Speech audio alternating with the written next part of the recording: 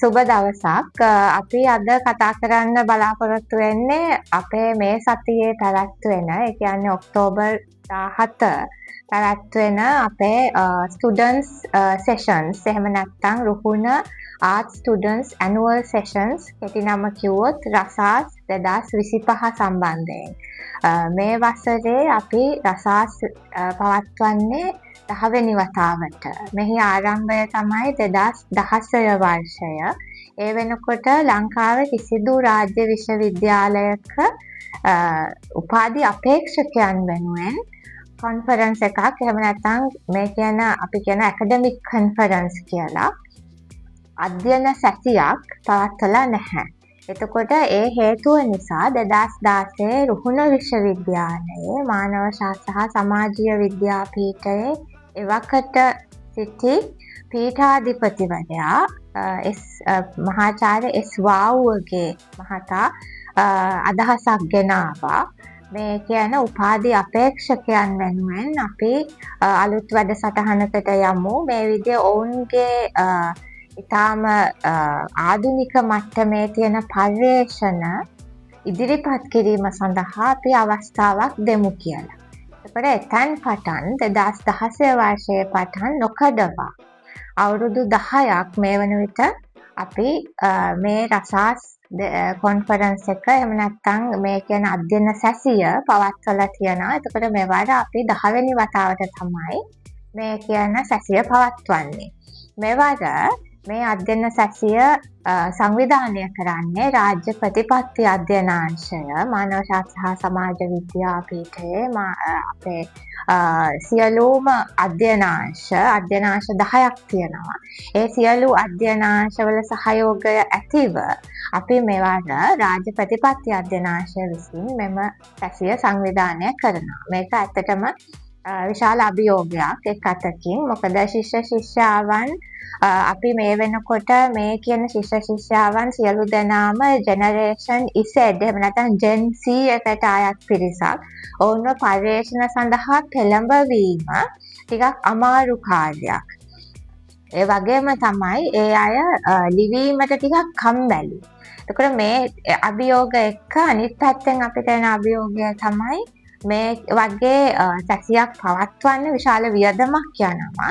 ඒ මුදල් කොහෙන්ද හොයාගන්නේ කියලා. එතකොට මේ වගේ කරුණු කාරණාවලට අමතරව අපි මෙවට විශේෂයෙන්, ඒ කියන්නේ රසාස් ඉතිහාසයේ පළවෙනි වතාවට අපි මෙවට ගෙනාවා හරිත තේමාවක් මේ කියන සැසියට. එතකොට අපි යන්නේ ඒක එකෝ තීම් එකක්, එහෙම නැත්නම් ග්‍රීන් තීම් එකක් එක්ක. අපි කිසිදු කාරණයකට පාවිච්චි කරන්නේ නැහැ ප්ලාස්ටික්. එතකොට අපි සීරෝ ප්ලාස්ටික් ප්‍රතිපත්තිය, එහෙම නැත්නම් කිසිදු පොලිතීන් හෝ ප්ලාස්ටික් භාවිතය නොකරන ප්‍රතිපත්තියක තමයි මෙවර රසාස් 2025 සංවිධානය කරන්නේ.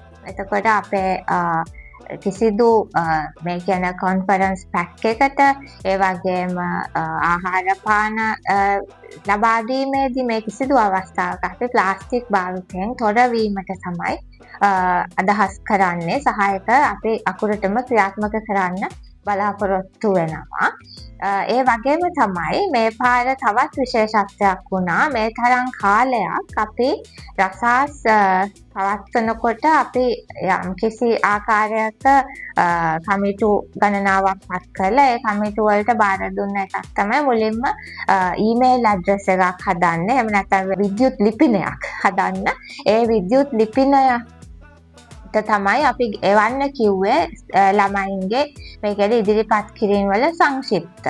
නමුත් මෙවර අපි ටිකක් අභියෝගාත්මක තීරණයකට යනවා. සමස්ත රසාස් 2025 සංවිධානය කිරීමට එහි තියෙන සාර සංක්ෂේප පිළිබඳව සියලුම කටයුතු කිරීම සඳහා, ඒ කියන්නේ ඇබ්ස්ට්‍රැක්ට් එකක් බාරගෙන ඒ ඇබ්ස්ට්‍රැක්ට් එක රිවිව් කිරීම, ඊට පස්සේ අනතුරුව ඒක නැවත ගෙන්වාගෙන එය අවසානයේ අවසාන ලේඛනයක් විදියට නැවත මේ කියන රසාස් කොන්ෆරන්ස් එක සඳහා සබ්මිට් කරන්න අපි හඳුන්වා දුන්නා වෙබ් බිහිදොරක් එහෙම නැත්නම් මේ කියන සියලුම කටයුතු එක් බිහිදොරකින් කිරීම සඳහා වෙබ් මැනේජ්මන්ට් සිස්ටම් එකක් හඳුන්වලා දුන්නා. මේකේ විශේෂත්වය තමයි මේ වෙබ් මැනේජ්මන්ට් සිස්ටම් එක නිර්මාණය කරන්නේ විශ්වවිද්‍යාලයේම තොරතුරු තාක්ෂණ දෙපාර්තමේන්තුව එහෙම නැත්නම් තොරතුරු තාක්ෂණ අධ්‍යනාංශයේ 3 වෙනි වසර ශිෂ්‍යයෙක් විසින්. එතකොට ඒක අපිට ධෛර්යය උපදවන කාරණයක් වුණා. මොකද මේ ශිෂ්‍යයා ඉතාම කැපවීමෙන් මේ කියන වෙබ් මැනේජ්මන්ට් සිස්ටම් එක හැදුවා විතරක් නෙමෙයි ඒක කරගෙන යාමේදී මතුවුණු සියලු ප්‍රශ්න වලට ඔහු අපිට උත්තර සොයලා දුන්නා. එතකොට ඒක විශේෂ කාරණයක් මේ කියන රසාස් 2025. එතකොට අපිට තව දවස් කිහිපයයි තියෙන්නේ රසාස් මේ කියන සැසිය සඳහා. එතකොට මේ දවස්වල අපේ සියලුම කමිටු සමාජිකයන් ඉතාම කැපවීමෙන් මේ රසාස් සැසිය සාර්ථක කර ගැනීම සඳහා වෙහෙසෙනවා. මෙවර අපි රසාස් 2025 සඳහා කීනෝට් ස්පීකර් විදියට ප්‍රධාන කතිකයා විදියට ආරාධනා කරේ නීතිඥ සහ කාන්තා ක්‍රියාකාරිනියක් වෙන ආචාර්ය නිමල්කා ප්‍රනාන්දු මහත්මියට. ඇය කතා කරන්නේ ලංකාවේ සංවර්ධන සැලසුම්කරණය පිළිබඳව තිබෙනා වූ අභියෝග සහ සංවර්ධන සැලසුම්කරණයේදී ස්ත්‍රී පුරුෂ සමාජභාවය කොහොමද අදාළ වෙන්නේ කියන එක. අපි හිතනවා ඒක ඊටාම හොඳ සහ ඊටාම දැනුමෙන් පරිපූර්ණ කතිකාවක් වෙයි කියලා. එතකොට අපි මේවර රසාස් 2025 සැසිය සඳහා තේමා 17ක් හඳුන්වලා දුන්නා. එතකොට මේ 17 ආශ්‍රය කරගෙන අපි සැසි 17ක් පවත්වනවා. එතකොට උදේ 17 වෙනිදා උදේ අපි සමාරම්භක උත්සවය සඳහා ආරාධනා කරේ අපේ උපකුලපති ජ්‍යෙෂ්ඨ මහාචාර්ය පී.ඒ. ජයන්ත මහතාට.